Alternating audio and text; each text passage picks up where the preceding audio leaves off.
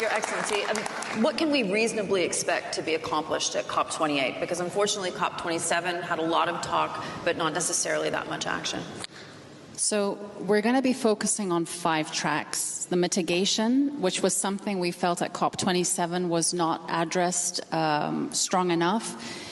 We need to reduce global greenhouse gas emissions by 43% by 2030. That's a huge undertaking. I'm leading the domestic efforts in the UAE. I'm leading the net zero pathway, and how many times I need to communicate and talk to the different sectors and get them aligned and make them understand that this net zero pathway is a must, but it's also a vehicle of opportunity. It's a vehicle of gaining new skills, getting new industries on board, for them to see that the investment is worth it. So, I mean, we're looking at sectors such as the cement sector, waste sector, etc. So these hard-to-abate sectors are really important.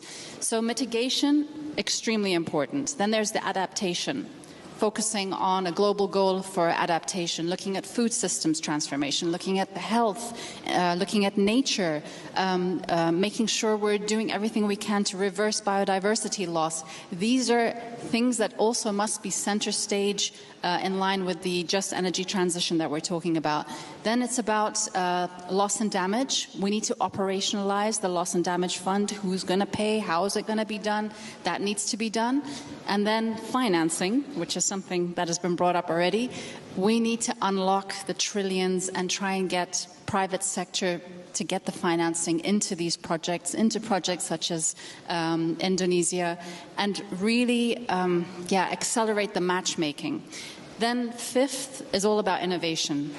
We need to bring hope back into this process, because the global stocktake, the first global stocktake, will not show good results. We know that already from now. We don't have to wait until COP happens. And for that, we need to make sure solutions are available, solutions that we can scale up. And this is where we really want to showcase innovations in the space of climate adaptation and climate innovations. We also need to look at things like direct air capture, CCSU, because there are hard-to-abate sectors that will need those technologies moving forward. So that's in a nutshell. And from what I can say, I think we've got a really good leadership team with Sultan, with Shemma being the first youth climate champion,